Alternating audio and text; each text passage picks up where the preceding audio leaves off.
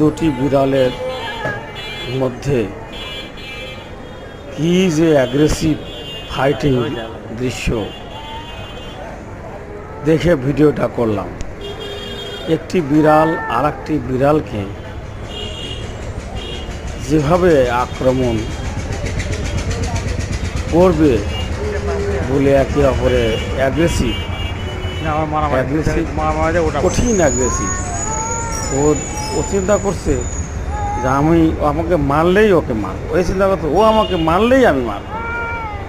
দেখুন এই